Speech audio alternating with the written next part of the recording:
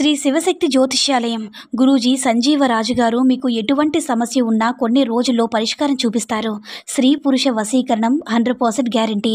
భార్యాభర్తల మధ్య గొడవలు, అప్పుల బాధలు, ఆశ తగాదాలు, ప్రేమ, పెళ్లి, ఉద్యోగం, రాజకీయం, ధనం నిలకడగా లేకపోవడం, విదేశీ ప్రయాణం, మీకు ఎటువంటి సమస్యలున్నా సరే కొన్ని రోజుల్లోనే ఆయన పరిష్కరిస్తారు. తప్పకుండా ఆయన సంప్రదించి సమస్యను పరిష్కరించుకోండి. ఓం సాయిరామ్. సమర్థ సద్గురు సాయినాథ్ మహారాజ్ కి జై. సాయిబాబా భక్తులందరూ కూడా నమస్కారం అండి. సాయినాథుని ఆశీస్సులతో అందరూ కూడా సుఖంగా, సంతోషంగా, అష్టైశ్వర్య, ఆరోగ్య, అభివృద్ధితో ఉండాలని మనస్ఫూర్తిగా కోరుకుంటూ ఈరోజు ఈ వీడియోని మొదలు పెడుతున్నాను. ఈరోజు వీడియో ఏంటంటే, తల్లి 2 నిమిషాలు విని చూడు బిడ్డ, ఇది పూర్తయ్యేలోగా నీ జీవితంలో ఎప్పుడు వినని ఒక పెద్ద శుభవార్త వింటావని మన బాబాగారు అయితే ఈరోజు మనకి చాలా అంటే చాలా అద్భుతమైనటువంటి సందేశంతో అయితే మన ముందుకు వచ్చారండి. మరి మన బాబాగారు ఈరోజు మనకి ఎలాంటి సందేశం అందించాలనుకుంటున్నారో ఆయన మాటల ద్వారానే విందాము.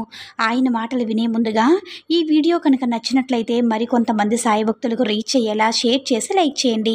అలాగే మన ఛానల్ని ఎవరైనా మొదటిసారిగా చూస్తున్నట్లయితే తప్పకుండా సబ్స్క్రైబ్ చేసుకుని మాకు కొంచెం సపోర్ట్ చేయండి. మరి ఈరోజు మన బాబాగారి సందేశం ఏంటంటే, బిడ్డ, ప్రతిసారి కూడా కష్టంతో నిండిన నీ మనసు ఎప్పుడైనా ఒక శుభవార్త వింటే బాగుంటుంది బాబా. మనసుకి మనస్ఫూర్తిగా ఆనందంగా నవ్వాలని అనిపిస్తుంది తండ్రి. అలా సంతోషంగా నవ్వి ఎన్నో రోజులు కాదు తండ్రి, సంవత్సరాలే గడిచిపోయాయి. అంత పూర్తి సంతోషం అనేది నా జీవితంలో అడుగు పెడుతుందా అని ప్రతిసారి కూడా నన్ను ప్రశ్నిస్తూనే ఉన్నావు కదా బిడ్డ. నువ్వు నన్ను గురువుగా ఎంచుకున్నావు. గురువు ఎప్పుడైనా కానీ తన బిడ్డల యొక్క క్షేమాన్ని, తన బిడ్డ భవిష్యత్తులో ఉండేటటువంటి ఎదుగుదలను తన బిడ్డ చేస్తే మందలించడం, తన బిడ్డ మంచి దారిలో నడవకుండా పొరపాటు ఏదైనా సరే కష్టదారిలో అడుగు పెడితే ఆ దారి నుంచి వెనక్కి తిరిగి మంచి దారిలో నడిపించడం ఈ గురువు యొక్క బాధ్యత కదా బిడ్డ. మరి గురువు శిష్యుడు కోరిన కోరికను తీర్చకుండా ఉంటాడా చెప్పు? అలాగే నువ్వు ఎన్నో రోజుల నుంచి ప్రశ్నిస్తున్నావు. ఈ ప్రశ్నకు ఈ రోజైతే సమాధానం ఇవ్వబోతున్నాను బిడ్డ. ఎన్ని కష్టాలు వచ్చినా, ఎన్ని నష్టాలు జరిగినా జీవితం అనేది ముందుకు వెళుతూనే ఉంటుంది బిడ్డ. నీ కోసం ఏ నిమిషం కూడా ఆగదు. అలాగే నీ కోసం ఏ నిమిషం కూడా వెనక్కి తిరిగి రాదు.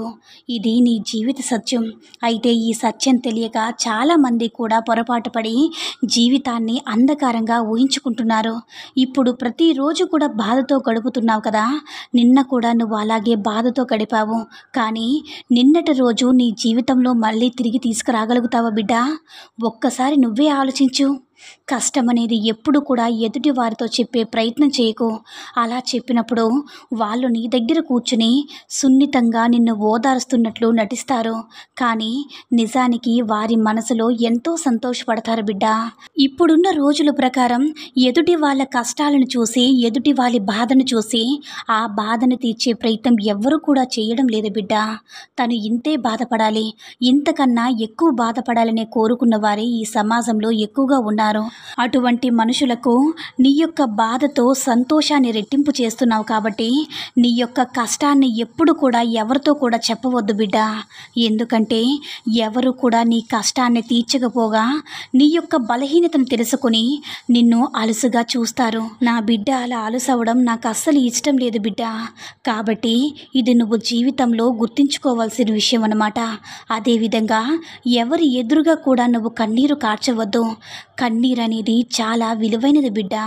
అది ఎంతో బాధ వస్తే తప్పితే చీటికి మాటికి అవి ఇవి గుర్తు చేసుకుని తరచూ నీ కన్నీటిని వృధా చేస్తూ ఉన్నావు. అలా కన్నీరును వృధా చేయడం ధర్మం కాదు. ఎందుకంటే ప్రతి కన్నీరు బొట్టు చాలా విలువైతే ఉండాలి. చీటికి మాటికి నువ్వు కన్నీరు కార్చడం వల్ల ఆ కన్నీటికి కూడా విలువనేది లేకుండా పోతుంది. అంతేకాకుండా ఎవరు ఎదురు పడితే వారి ఎదుర నీ కష్టాలు చెప్పుకుంటూ ఆ కన్నీటిని వృధా చేస్తూ ఉన్నావు బిడ్డ. ఇందాక నేను చెప్పినట్లుగా ఆ కన్నీటిని చూసి వారు చాలా అలుసుగా నిన్ను చూస్తారు. వారికి ఎంతో నువ్వు చులకనైపోతావు బిడ్డ. కాబట్టి పొరపాటును కూడా కన్నీటిని వృధా చేసుకోవద్దు. ఏ కష్టమైనా కానీ, ఏ నష్టమైనా కానీ, ఏ బాధ అయినా కానీ అన్నిటినీ కూడా నాతోనే చెప్పు. ఎందుకంటే నేను సర్వాంతర్యామిని. నాకు తెలియదంటూ ఏమీ ఉండదు కదా బిడ్డ. నాకు తెలియనిది ఏది ఉండనప్పుడు నీ బాధలను ఎలా తీర్చాలో నాకు తెలుసు కదా బిడ్డ. మరి నీ వెంటే నేను నడుస్తున్నప్పుడు ఇక నీకు భయం ఎందుకు, ఆందోళన ఎందుకు, చింత ఎందుకు బిడ్డ? వాటన్నిటినీ కూడా తీసి కొన్ని రోజులు పక్కన పెట్టు. నీ జీవితంలో సంతోషాలను నీయంతట నువ్వు ఆహ్వానించుకోవాలి బిడ్డ. నువ్వు ఇప్పటి నుంచి కూడా ఎదురు చూస్తున్న శుభవార్త అనేది త్వరలోనే నీ చెవిన పడుతుందని గుర్తించుకో. అలా నీ చెవిన పడాలంటే దాని యొక్క పూర్తి బాధ్యత కూడా నీ మీదే ఆధారపడి ఉంటుంది బిడ్డ. ఎప్పుడైతే ఆడబిడ్డ వెంట కన్నీరు వస్తుందో, ఏ ఇంటైతే గొడవలు ఎక్కువగా తరచుగా జరుగుతూ ఉంటాయో, ఆడపిల్లల నవ్వులైతే ఏ ఇంట్లో వినిపించవో, ఎప్పుడు కూడా అంధకారంలో ఉండిపోయినట్లుగా ఏదో మనశ్శాంతిని కోల్పోయి నువ్వు నీ పిల్లలతో సహా నీ భర్త ఇద్దరూ కూడా ఏదో కోల్పోయినట్లుగా ఉంటూ ఉంటే, తరచూ గొడవలు ఇంట్లో పడుతూ ఇటువంటి పరిస్థితుల్లో మీ ఇల్లు అనేది ఏర్పడుతూ ఉంది బిడ్డ. ఇటువంటి పరిస్థితి ఉన్న ఇంటికి ఏ శుభమైనా ఎలా అడుగు పెడుతుందో నువ్వే చెప్పు బిడ్డ. అటువంటి శుభాలు అడుగు పెట్టాలంటే నీ యొక్క ఇంటి వాతావరణంతో పాటు నీ మనసును కూడా నువ్వు పూర్తిగా మార్చుకోవాలి. అప్పుడే నీ ఇంట సుఖ సంతోషాలనేవి అడుగు పెడతాయి. నువ్వు సంతోషంగా ఉండాలి అన్నా పూర్తి బాధ్యత అనేది నీ మనసుపైనే ఆధారపడి ఉంటుంది బిడ్డ. నీ మనసుకి నువ్వు ఏది చెప్తే అదే చేస్తుంది. నువ్వు బాధపడమంటే బాధపడుతుంది, నువ్వు సంతోషంగా ఉండమంటే సంతోషంగానే ఉంటుంది. ఇంతకాలం బాధపడింది చాలు బిడ్డ. ఇక మీదటైనా కానీ నీ మనసును సంతోషంగా ఉంచుకునే ప్రయత్నం చెయ్యు. నీవు సంతోషంగా ఉంచే ప్రయత్నంలో ఏ మాత్రం కూడా నటన ఉండకూడదు. మనస్ఫూర్తిగా ఈ ప్రయత్నం జరగాలి బిడ్డ. అలా జరిగినప్పుడే నీకు ఒకటి కాదు ఎన్నో రకాల శుభవార్తలనేవి నీ చెవున పడతాయి. నీ ఇల్లంతా కూడా కలకల్లాడుతూ ఉంటుంది బిడ్డ. నీ భార్యాభర్తలు ఇద్దరు కూడా ఆనందంగా ఉంటేనే మీ ఇద్దరిని చూసి మీ బిడ్డలు కూడా ఆనందంగా ఉంటారు. మీ బిడ్డలు మిమ్మల్ని చూసి మానసికంగా ఎంతో క్షోభిస్తూ ఉంటారు. కనీసం వారి పసి మనసులకు బయటకు చెప్పుకోవడానికి కూడా తెలియదు బిడ్డ. అటువంటి దౌర్భాగ్య స్థితిలో నీ బిడ్డలు ఉంచడం వల్ల ఇది ఎంతవరకు న్యాయమో ఒక్కసారి నువ్వే ఆలోచించు బిడ్డ. ఇక నుంచైనా వీటన్నిటిని కూడా మానుకొని నీ మనసును నువ్వు సంతోషంగా ఉంచడంతో పాటు నీ చుట్టూ వాతావరణాన్ని, అదేవిధంగా నీ బిడ్డలను కూడా నువ్వు సంతోషంగా ఉంచినట్లయితే త్వరలోనే నువ్వు మిఠాయి సిద్ధం చేసుకుంటావు. ఎందుకంటే ఒక ఆనందకరమైనటువంటి శుభవార్త అనేది మీ ఇంట్లో అడుగు పెట్టబోతుంది బిడ్డ. ఆ శుభవార్త అనేది నేను ఎప్పటి నుంచో ఎదురు చూస్తూ ఉన్నావు. అంటే నువ్వు దేనికోసమైతే, ఉద్యోగం కోసమో, పెళ్లి కోసమా, వ్యాపారం కోసమా, బిడ్డల చదువు కోసమా, లేకుంటే ఉన్నత స్థానం కోసమా, లేదంటే మీరు ఏదైనా కానీ మీ భర్తలో మార్పు కోసమా, మీ ఆరోగ్యానికి సంబంధించిన విషయము ఏదైనా కానీ, ఏ విషయం అనేదైనా సరే మీ జీవితంలోనూ త్వరలోనే జరగబోతుంది బిడ్డ. మంచి శుభవార్తను వినగలుగుతావు. ఎటువంటి సంతోషమైనా పూర్తిగా అనుభవించగలుగుతావు బిడ్డ. ఎప్పుడైనా కానీ మనిషి భూమి మీదకి అడుగు పెట్టినప్పుడు ఏది కూడా తీసుకురాడు, వెళ్ళినప్పుడు కూడా ఏది కూడా తీసుకుని వెళ్ళడు.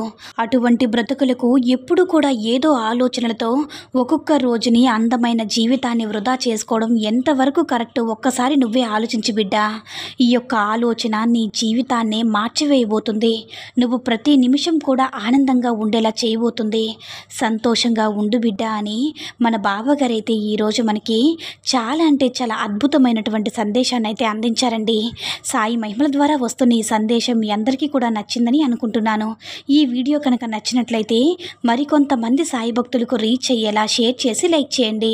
అలాగే మన ఛానల్ని ఎవరైనా మొదటిసారిగా చూస్తున్నట్లయితే తప్పకుండా సబ్స్క్రైబ్ చేసుకుని మాకు కొంచెం సపోర్ట్ చేయండి. సర్వే జన సుఖినో భవంతు. జై సాయిరామ్.